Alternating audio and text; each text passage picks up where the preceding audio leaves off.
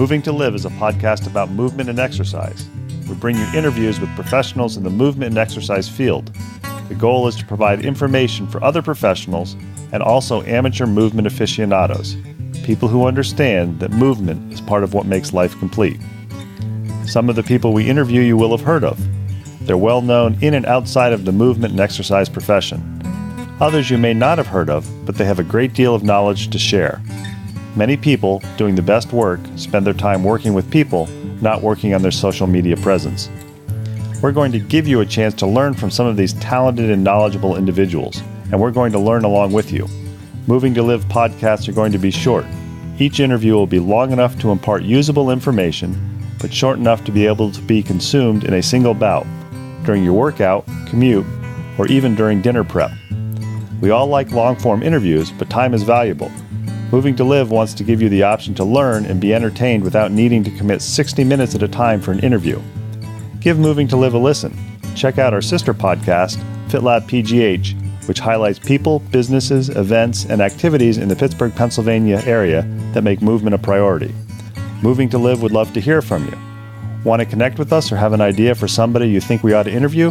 Drop us an email, mov2liv@gmail.com, or connect with us on Instagram and Twitter, both _mov2liv. We're excited to bring you these interviews, and we think you'll enjoy each and every one that we bring you.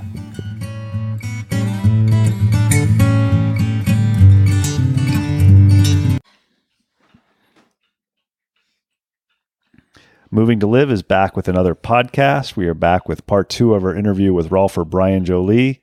Brian gave us a little background 2 weeks ago on exactly what rolfing is.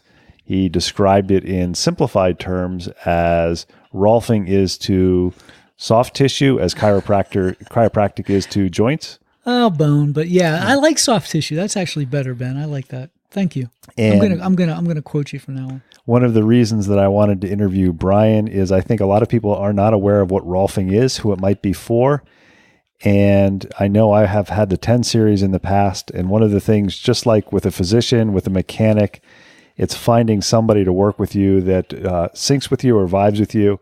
And what's very unusual, I think, probably with Brian is I've never walked out of a rolfing session feeling worse than when I walked in. And I'm not giving Brian a compliment because he agreed to do this, but some people just are gifted body workers, and I classify Brian in that. So, Brian, I want to thank you for joining Moving to Live for part 2. Well, thank you, Ben. That's quite a nice compliment.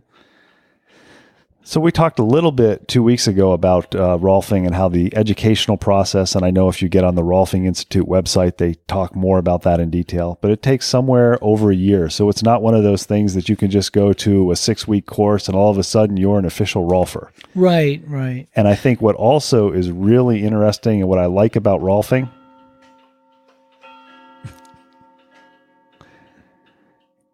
the bells were intended for effect. is many rolfers, and I know oftentimes I'll want to see you every 2 weeks and you'll say, I can't see you, I'm going down for education, is it seems like 3 or 4 times a year, you're taking a week or so to go and get more education. Whereas I know in many professions and many massage therapists, there's like, well, I can get all my continuing education just online, or I can just go through the motions. And you clearly don't go through the motions. Is this typical of rolfers, or is this something you've made a choice because you want to expose yourself with people who have other experiences? I think so. We have a really strong contingency of rolfers in the East Coast here, from Boston to North Carolina. We got some really strong rolfers, and we've got a great facility down in Charlestown. That would be close to Harper's Ferry, West Virginia. We actually have this great class setting in a place called Claymont, which was George Washington's nephew's plantation.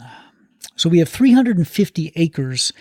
We are lodged in the horse barn, and we have food there. We have, we live on the second floor. We have class on the first floor.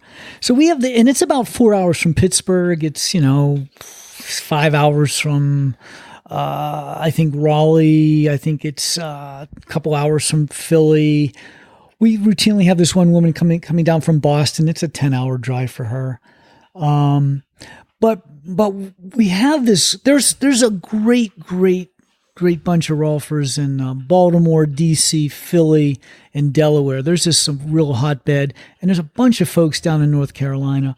And for me, it is about, we're supposed to get a certain amount of continuing education credits every 2 years. You get 2 years to do that or whatever it is. But for me, that's not the point. The point is that I've had some great teachers. Recently, Jim Asher, who was one of Ida Rolf's right-hand people, he just did a four-part cranial class. And I mean, it's his own little cranial school. He calls it Colorado Cranial School. And I've got a certification from his school. But, it was Rolfing influenced cranial work. You're a Rolfer, you get continuing education. You've mentioned this cranial work, and I know a lot of people just aren't familiar with body work at all. I think it's probably only the last 5 or 10 years when you start talking about things like low back pain, where what we term traditional medical professionals, doctors, physical therapists, occupational therapists, they start looking at things like stress in your life and other things like that. So who would get cranial work? I mean, I think you've described Rolfing as either people who want to get to know their body better or people maybe who have had an injury and are looking for something to address the soft tissue. What's cranial work for? One of the things about Rolfing that I love is that it's progressive. And if Ida Rolf were alive right now, she'd be right on board with a lot of the different things we're doing. So I'll get to the cranial idea in a minute. So there's a guy in Longmont. His name is John Martine. John Martine's been a Rolfer for 30 years. And maybe 10 years ago, he was hanging out with this one guy, and he realized this guy knew a lot about nerves. And the guy, unfortunately, had some cancer, and he ended up dying. But John followed this guy around for a couple years to get that information from this guy. So John does a whole sequence of classes. He's got a three module of class that's all about nerve. And I mean, for me, that was fascinating. It's something. So I'm always like every session, not every session, but I'd say 8 out of 10 sessions, I'm doing a little bit of nerve work. Sometimes I'm doing a lot of nerve work. And this, like with the cranial thing. So Jim Asher, he's got this cranial class, and it's not that I do a few sessions with certain people where I'm just doing cranial work, but I'm always doing a little bit of cranial work, probably every session, And so it's not that so I wouldn't, I mean, even though I could say I'm a cranial sacral practitioner, that's not why people tend to come to me. But I recently have a client, and we're just doing great work, and I'm doing like some really, really amazing cranial work with her. Am I correct that if you were to look across the spectrum of Rolfers, that all of them would have the typical education as far as the Rolfing classes, and then literally some of them are like you who explore these additional classes, and others kind of stick with what their original education was? Right. I mean, I think if you're gonna go find a Rolfer, you probably want an advanced Rolfer. To be an advanced Rolfer, usually you've got 5 years of Rolfing experience.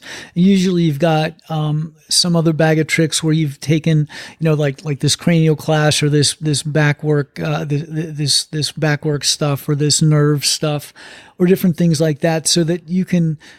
I'm going to take this class in July. I'm really excited. There's a guy in North Carolina. I call him the Bone Whisperer. And this dude is, I've had some of the best sessions I've had in the last 5 years on the table with him. And I just want a piece of what he's doing. I want to figure it out.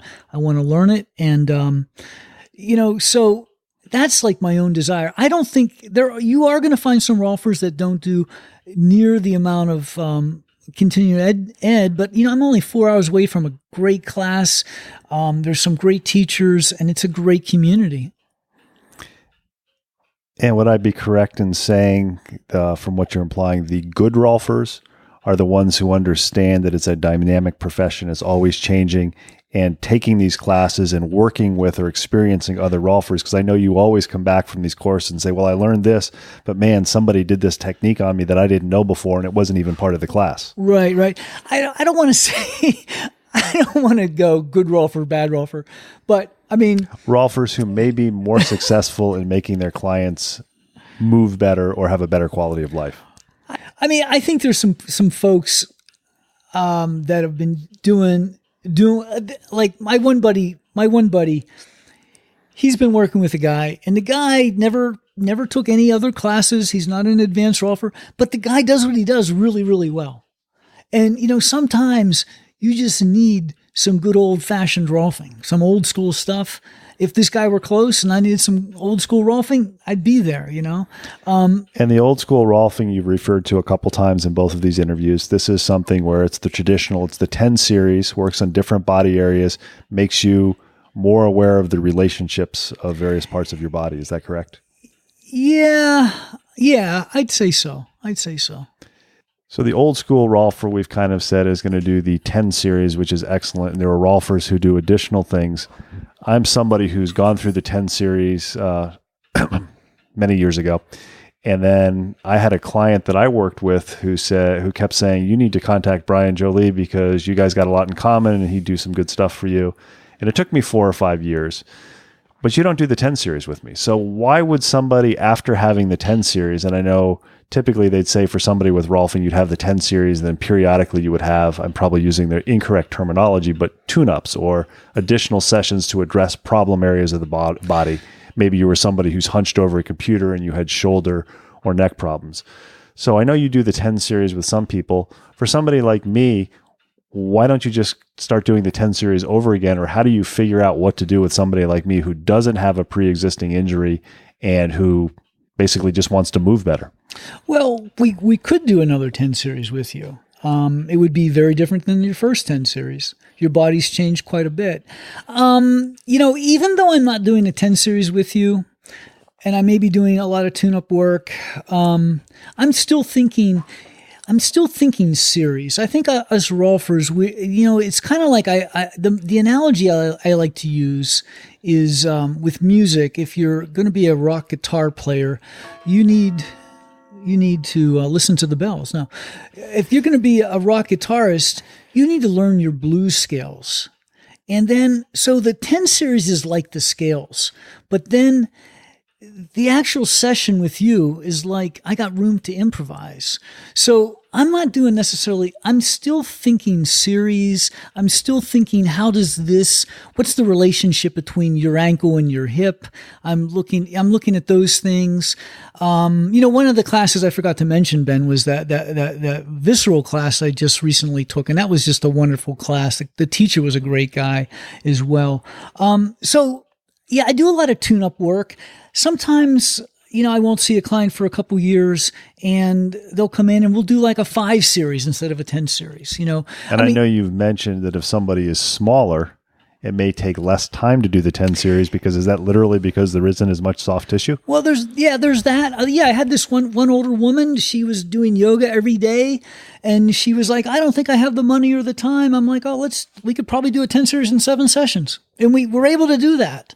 It's kind of like certain things you can fast track, certain things you can't. Depends on how a person's kept themselves, and how what's available. We're always looking, how adaptable is that person? That's another one of the principles, adaptability. Now I know that the pat answer or the easy answer when I say, well, who should get Rolfed is everyone should get Rolfed. But in a realistic world, we know that's not going to happen. And I know somebody like me who maybe has the background experience, knows people to say, hey, what's Rolfing, or heard about it. Just somebody on the street, who is Rolfing for? Why should somebody get Rolfed every few weeks or do the 10 series and then maybe have tune-ups versus doing some other sort of body work? It may be, yeah. I mean, I do like your answer that everyone could probably benefit, but it's probably easier to say who shouldn't get Rolfed. I mean, here's the thing about Rolfing versus a lot of other body work is that there's a large component that we're using your intelligence and my intelligence to work on your body. And there's a whole piece of responsibility that you get to own about your own body. So like if I had a Rolfer alive today, I mean, she would say Rolfing is 50% manual manipulation, but she'd also say 50% education. There's a lot of times where I'm basically teaching people how to reuse their body, or we're trying to come up with ways that they can sit better or stand better or run better.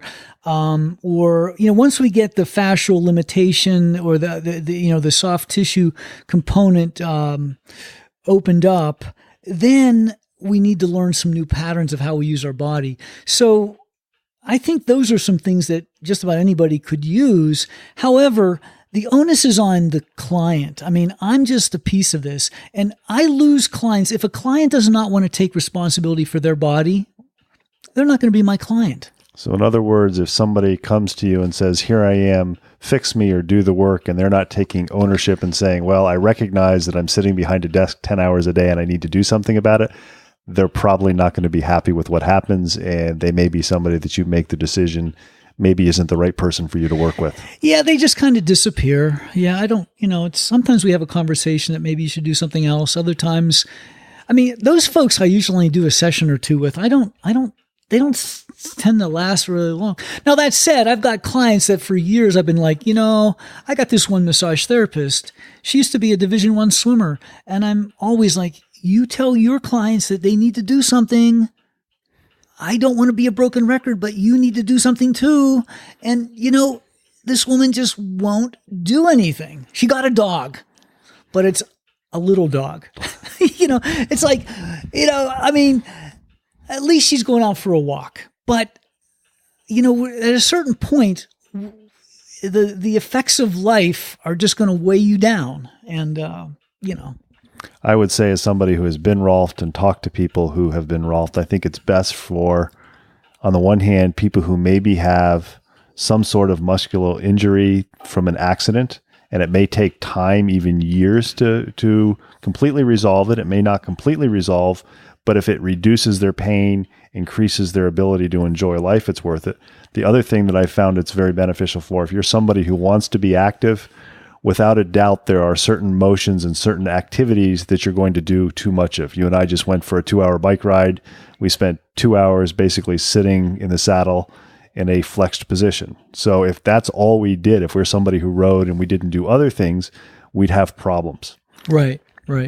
Exactly. Somebody comes to you, they listen to this podcast, or somebody knows you and they say, hey, you need to try Rolfing, and they meet the criteria, or there's somebody who they're willing to do something for their work, for themselves. They'll take responsibility.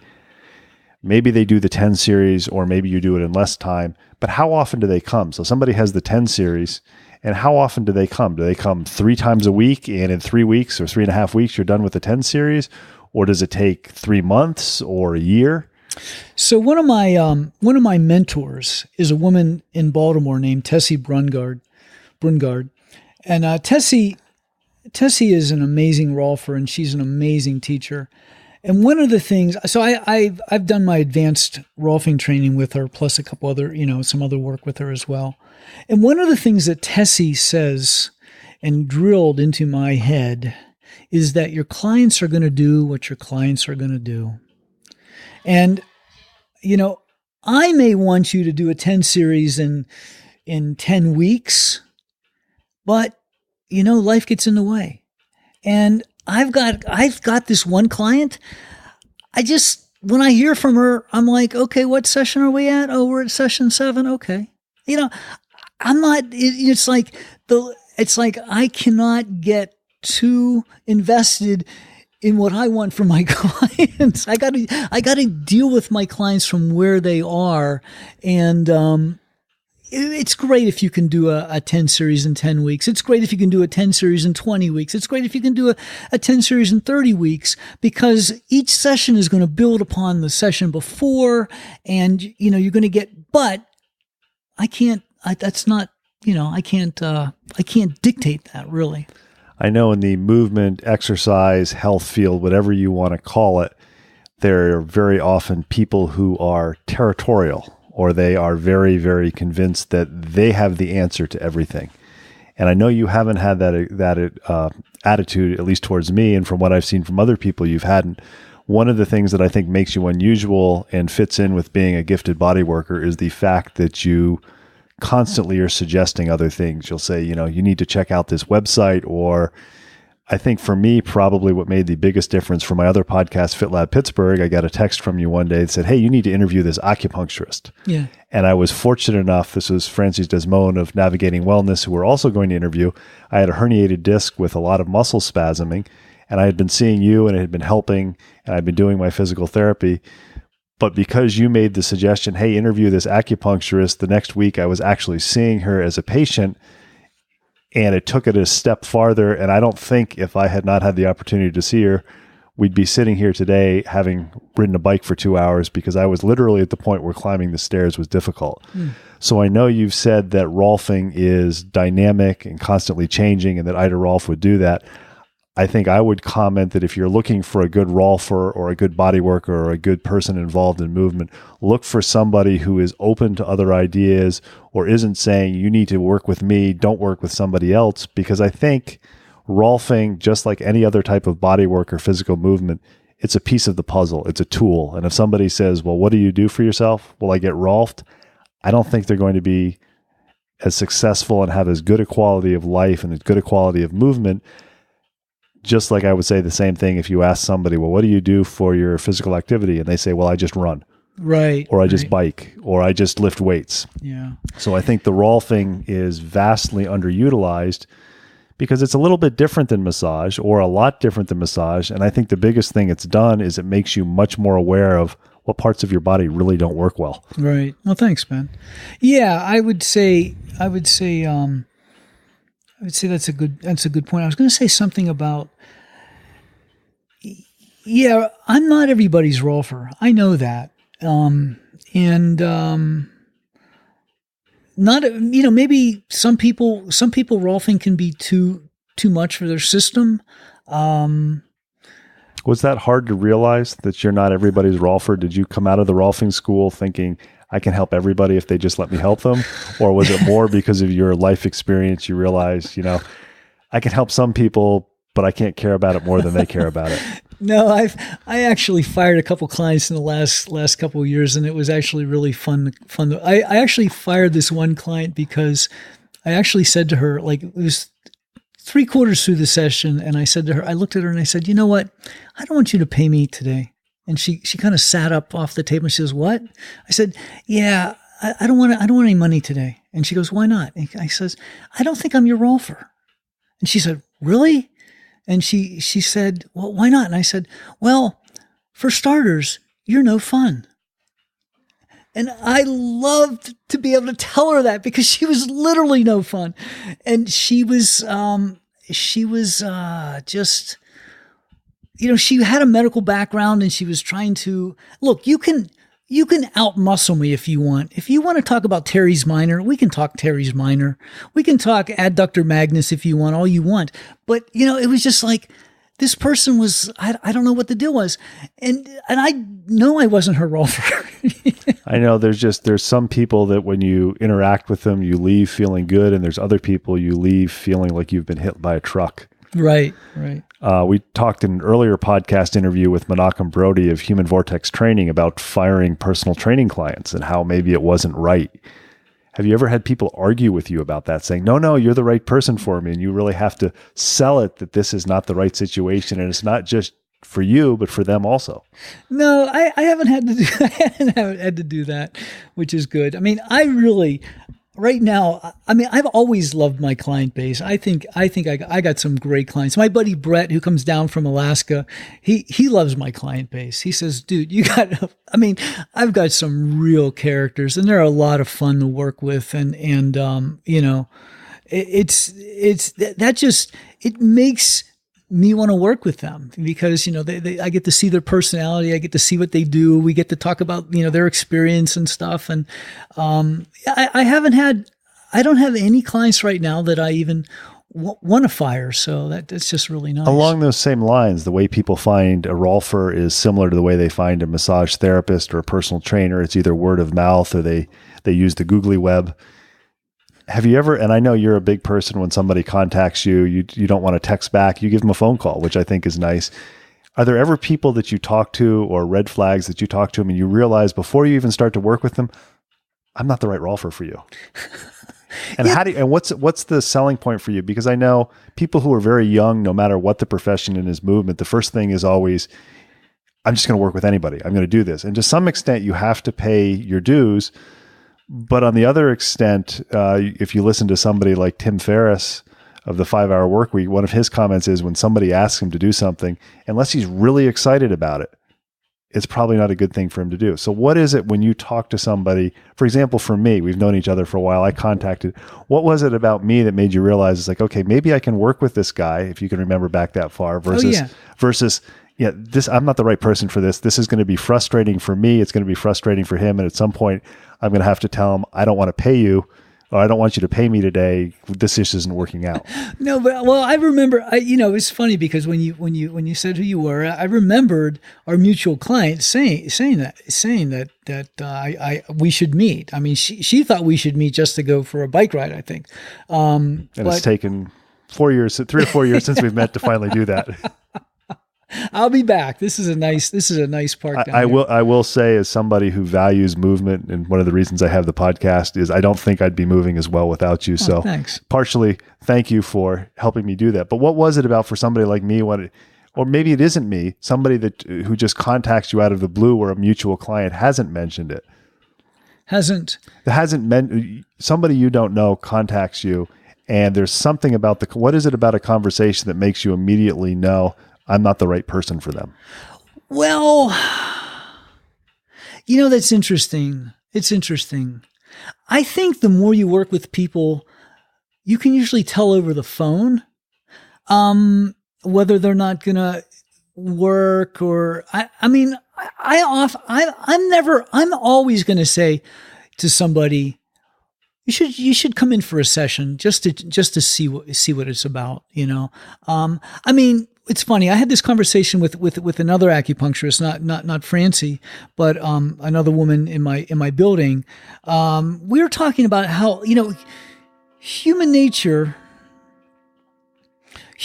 is just so weird. Some people think that just the fact that they contacted you means that they've actually started to do something, and they may never follow through. It's funny, but I would say, the law of numbers, right? They talk about sales. They talk sales, you're going to, 10% of the people you actually contact, you're actually going to make a sale to. I would say my numbers are better than that. I'd say that like 70% of the people that I actually contact back, I will do at least one session with them. And probably 50% of those people I will do multiple sessions with and maybe have a long-term relationship with. But every once in a while you run into somebody I've had in the past, and it's like, sometimes I scratch my head. I had this one guy call me up. He was a runner. He was a long distance trail runner. He wanted me to listen to this one podcast. I told him to listen to your podcast. He's like, oh, that's a cool podcast, blah, blah, blah. And the guy set up a session and he didn't show. And, I called him back and he didn't answer the phone. I'm like, so it's like so interesting. Like, what happened? I'm not, if he calls me again, I'm going to say hi to him. I'm going to work with him if he wants to, but that's like human nature. We just don't know. That's the thing. We don't know what's going on with this person's life. We don't know if this guy just has, if I could have worked on him that day, maybe, I swear to God, I get phone calls, and if I could see that person like right now, they'd be my client. But other times it's like, either they can't wait or they're whatever. It's just an interesting, we're just interesting beings. We've been talking with Brian Joly. He is a Rolfer. I think the best definition is a Rolfer is somebody who works with soft tissue, helps you develop relationships with your body and understand how the various soft tissue parts of the body interrelate and work. I think it's an interesting concept, and it's part of the toolbox if you want to make movement a regular part of your life. I know Brian won't say this, but I think if you're looking for somebody who's a Rolfer, I think it's beneficial to have somebody who's had a variety of life experiences, and even more important than that, somebody who moves on a regular basis. So I think what makes Brian a little bit unusual compared to many other bodywork people is not only does he do the work, but he gets the work done on him, and he does a variety of sports. He's suffering a little bit of a hip injury right now, but there's not too many 50-plus-year-olds who still play hockey.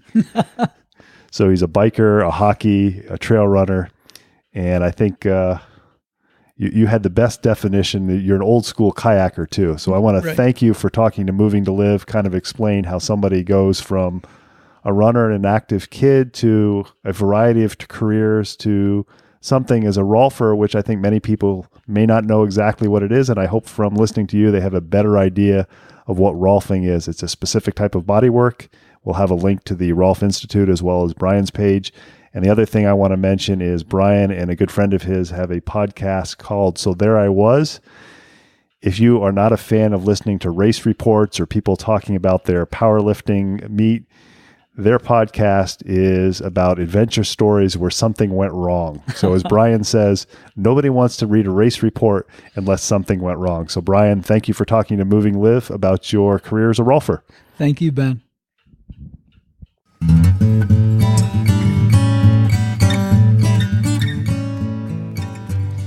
Thanks for listening to the latest episode of Moving2Live. Make sure you check out the show notes for contact information for our latest guest, as well as links about all the things we talked about. Intro and exit music is Traveling Light by Jason Shaw. You can subscribe to Moving2Live on Stitcher, Apple Podcasts, and Google Play, and be notified about new episode releases. Have any questions, comments, or suggestions? Drop us an email, mov2liv@gmail.com. Connect with us on Twitter or Instagram, both _MOV2LIV. Please tell your friends about Moving2Live. It's a go-to place for information for movement and exercise professionals and amateur aficionados who understand that movement is part of what makes your life complete. Until next week, keep on moving.